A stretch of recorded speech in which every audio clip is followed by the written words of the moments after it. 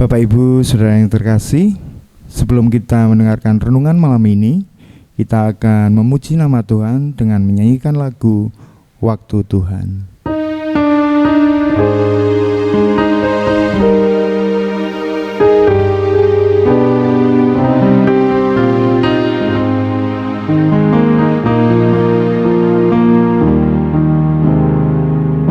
Bila kau izinkan sesuatu terjadi, ku percaya semua untuk kebaikanku. Bila nanti telah tiba waktumu, ku percaya kuasa-Mu memulihkan hidupku. Waktu Tuhan pasti yang terbaik, walau kadang tak mudah dimengerti. Lewati cobaan, ku tetap percaya waktu Tuhan pasti yang terbaik.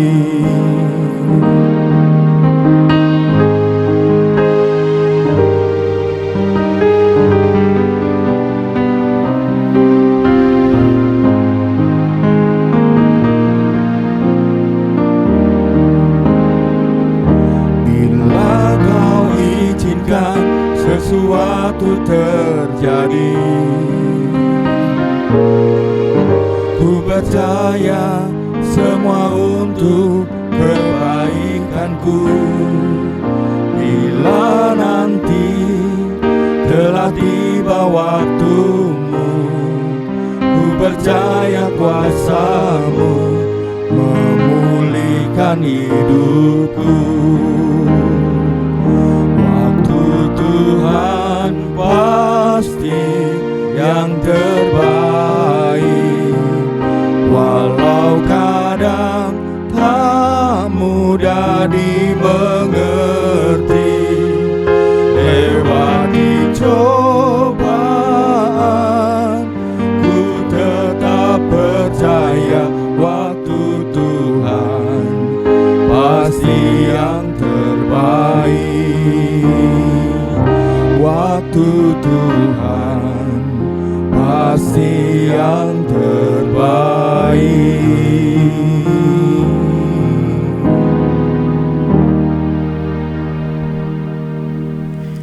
Selamat malam jemaat yang terkasih dalam Tuhan Yesus Kristus. Berjumpa kembali dalam renungan malam GKJ dan Kusuman. Sebelum kita bersama-sama merenungkan firman Tuhan, mari kita bersama-sama berdoa. Kembali kami menghadap kehadirat-Mu Tuhan, mengucapkan puji syukur dan terima kasih. Tuhan telah menjaga dan memelihara sepanjang hari ini, sehingga saat ini kami boleh bersama-sama di tempat ini. Kami akan belajar dan merenungkan firman Tuhan. Tuhan, kiranya Engkau buka hati dan pikiran kami, sehingga kami dapat mengerti dan memahami firman yang akan kami pelajari pada hari ini. Jika di dalam kami merenungkan firman Tuhan pada malam hari terselip dosa dan kesalahan, kami mohon ampun. Hanya di dalam nama Tuhan Yesus Kristus kami boleh berdoa dan ucap syukur. Amin. Jemaat yang dikasihi Tuhan, pada renungan malam hari ini saya akan memberi tema mengatasi rasa kecewa dengan cara yang benar. Mengatasi rasa kecewa dengan cara yang benar. Dan ayat nas kita pada malam hari ini terambil dalam Filipi 4 ayat 6 sampai dengan 7. Filipi 4 ayat 6 sampai dengan 7. Saya akan bacakan.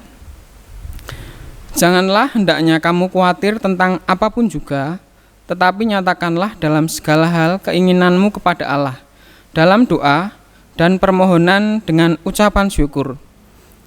Damai sejahtera Allah yang melampaui segala akal akan memelihara hati dan pikiranmu dalam Kristus Yesus. Jemaat yang dikasihi Tuhan, Demikian tadi ayat nas kita akan bersama-sama belajar. Dan pada saat ini dari tema malam hari ini yaitu mengatasi rasa kecewa dengan cara yang benar. Bapak Ibu Saudara yang terkasih, sebagai manusia tentu saja kita pernah merasakan kecewa. Mungkin ada yang belum pernah merasakan kecewa, saya yakin tidak ada. Kita semua pernah merasakan kekecewaan. Dan kekecewaan yang kita alami ini bisa datang dari orang-orang terdekat kita, ataupun bisa jadi juga dari orang lain gitu. Dan bisa juga terjadi dari keadaan. Salah satu contoh dengan orang-orang terdekat kita, baik bisa dari istri atau anak atau orang tua atau saudara-saudara kita, itu salah satu contohnya begini. Saya punya barang, kemudian saudara saya meminjam. Dia berjanji setelah selesai meminjam barang akan mengembalikan secepatnya. Tetapi setelah ditunggu 1 hari, 1 minggu, sebulan, itu juga tidak kunjung dikembalikan. Tentu saja itu membuat kita kecewa. Itu salah satu contoh kecewaan terhadap personal atau individu. Yang kedua, salah satu contoh dengan keadaan. Mungkin katakanlah hari Minggu kita sudah berencana untuk rekreasi bersama gitu ya. Hari Minggu kita akan rekreasi bersama. Tapi pada saat hari H itu ternyata hujan turun sangat deras sekali. Dan itu membuat kita tidak bisa melanjutkan rencana kita, yaitu rencana yang sudah kita rencanakan rekreasi bersama itu jadi batal. Jadi karena cuaca yang tidak mendukung membuat kita membatalkan rencana kita berrekreasi. Itu salah satu contoh keadaan. Kemudian Bapak Ibu yang dikasih dalam Tuhan Yesus Kristus, pernahkah kita juga mengalami kekecewaan dan sampai berpikir bahwa merasakan kecewa terhadap Tuhan ya. Jadi kita pernah terbersit dalam pikiran kita, contohnya begini, saya ini, katakanlah contohnya saya, hanya contoh gitu ya Bapak Ibu. Jadi saya ini sudah rajin ke gereja, saya rajin berpelayanan, berdoa, kemudian persembahan. Tetapi pergumulan atau masalah dalam hidup saya ini selalu datang silih berganti. Dan saya merasa bahwa saya ini sendiri.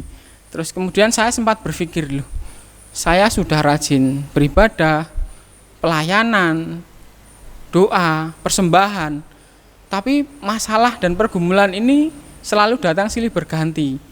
Terus kemudian saya sempat berpikir bahwa di manakah Tuhan? Tuhan ini saya sudah rajin, tapi saya merasa Tuhan itu tidak bersama dengan saya. Terus kita berpikir juga, apa Tuhan tidak suka melihat saya bahagia? Terkadang kita juga melihat di luar sana itu orang yang tidak mengenal Tuhan, hidupnya lebih enak, lebih nyaman, secara ekonomi lebih baik dari kita, dan kita sampai pada titik tertentu kita merasa Tuhan ini benar-benar nggak adil, gitu ya. Pasti kita pernah berpikiran sampai sejauh itu kepada Tuhan, dan tentu saja sebenarnya secara manusiawi memang dari sudut pandang manusiawi itu memang sangat manusiawi gitu ya. Jadi kalau dilihat dari sudut pandang manusia itu sangat manusiawi begitu. Terus kemudian kita akan lihat kembali flashback ke belakang. Kita akan melihat pada saat Tuhan Yesus berdoa di Taman Getsemani. Pada saat itu Tuhan akan berdoa di Taman Getsemani ditemani Petrus, Yohanes, dan Yakobus. Tuhan meminta mereka untuk berjaga-jaga dan berdoa. Tetapi setelah Tuhan selesai berdoa, Tuhan mendapati mereka ini malah tidur, gitu ya. Jadi tentu saja Tuhan sangat kecewa. Disuruh berjaga-jaga dan berdoa malah tidur, gitu. Terus yang contoh berikutnya, ketika Tuhan diserahkan pada imam-imam oleh Yudas Iskariot, tentu saja Tuhan merasa kecewa dan sedih. Murid saya kok menyerahkan saya kepada dan berkhianat menyerahkan pada para imam. Tentu saja Tuhan sangat kecewa dan sedih. Yang ketiga, ketika Petrus menyangkal Tuhan 3 kali, tentu saja itu yang membuat Tuhan sangat kecewa dan sedih. Itu salah satu contoh. Tuhan juga merasakan kecewa dan sedih. Jemaat yang dikasihi Tuhan, dari contoh di atas, apakah Tuhan begitu setelah merasa kecewa, apakah Tuhan akan marah? Ataukah Tuhan akan mengutuk mereka? Atau Tuhan akan membalas perbuatan mereka? Tentu saja tidak. Dari apa yang sudah mereka lakukan kepada Tuhan, Tuhan malah mengasihi mereka, mengampuni mereka. Dan itu menjadi contoh bagi kita bahwa bagaimana Tuhan mengelola kekecewaan ini menjadi sebuah damai sejahtera. Jemaat yang dikasihi Tuhan, mari kita belajar untuk meneladani Yesus dalam hidup kita. Mari kita belajar meneladani Yesus, mencontoh sikap Yesus di dalam mengatasi rasa kecewa di dalam hidupnya. Jemaat yang dikasihi Tuhan, saat kita kecewa, kita akan dihadapkan pada 2 hal. Yang pertama adalah kita akan terpuruk dan menjauh kepada Tuhan atau mendekat kepada Tuhan. Mana yang akan kita pilih? Jadi setiap pilihan memiliki konsekuensi sendiri.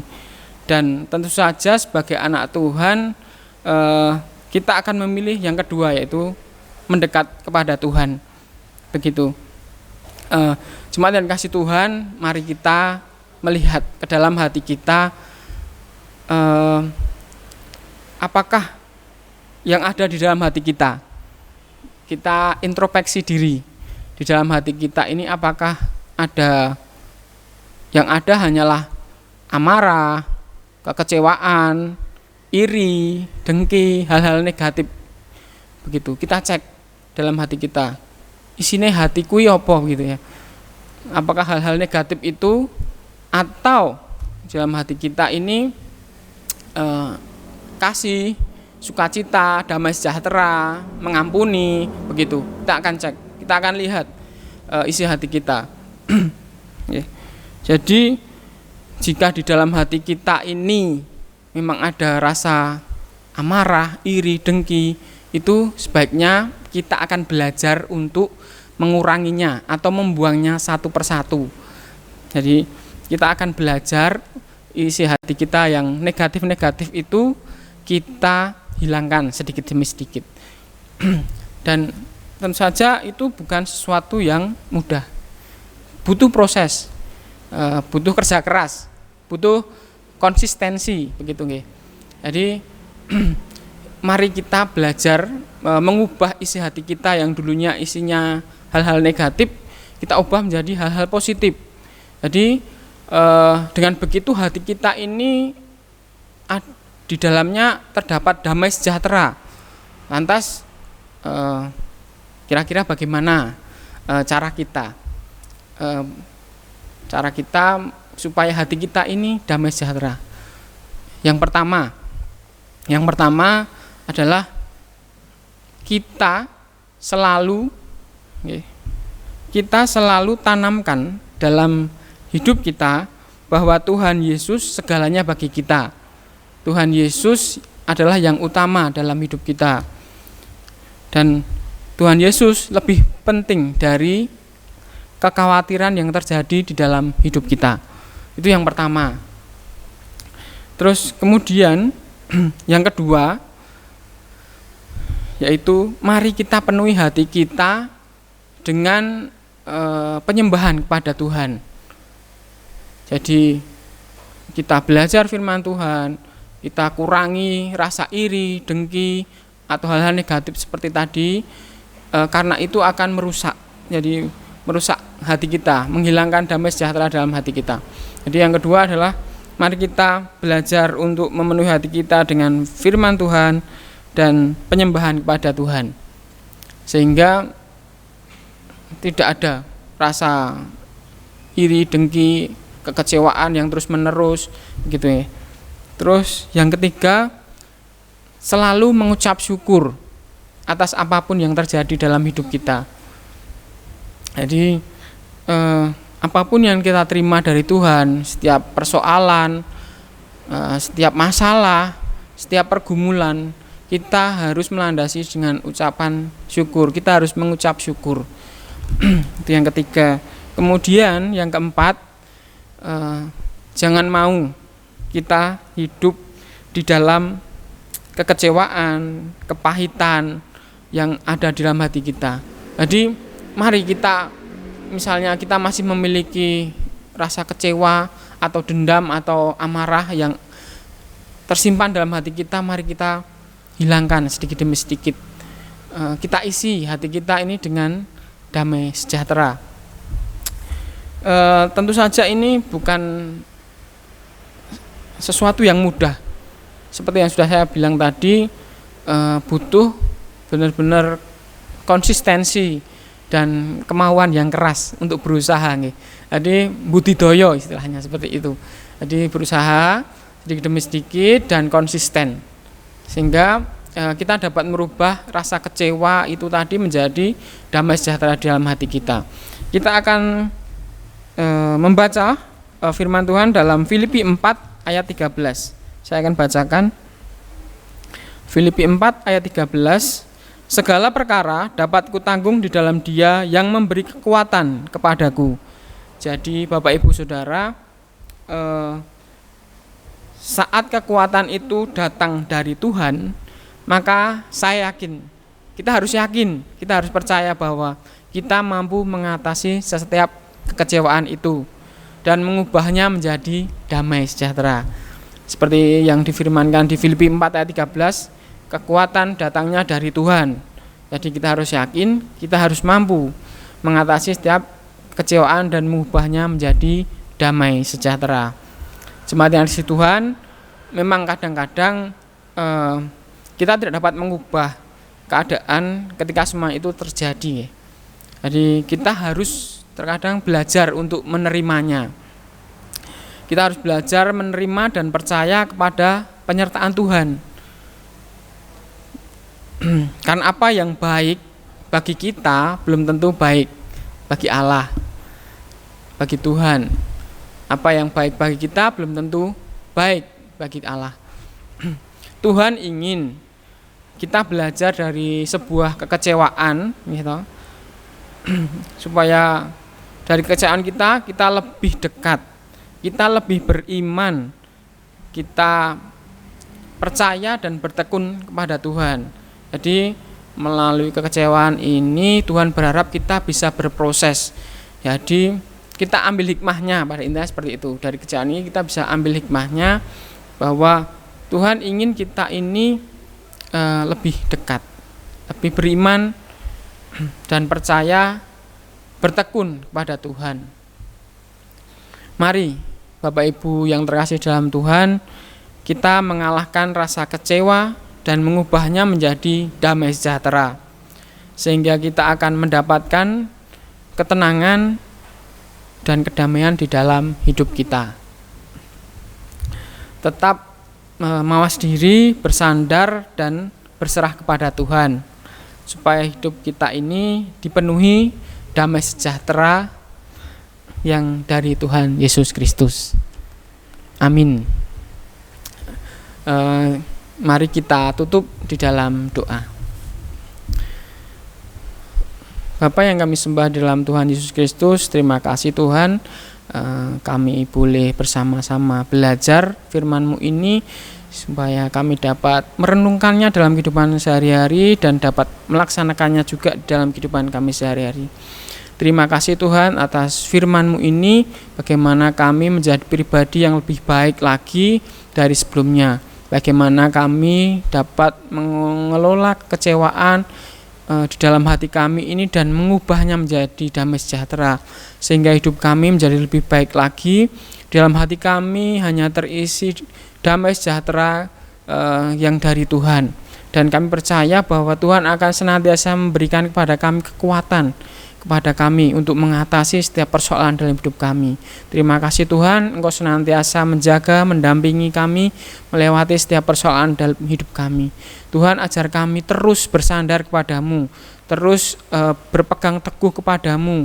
Kami tidak ingin Tuhan jauh darimu, karena kami tahu di luar Engkau tidak ada keselamatan. Kami tahu bahwa jika kami jauh dari Engkau, pasti kami akan terpuruk dan terjatuh lebih dalam lagi.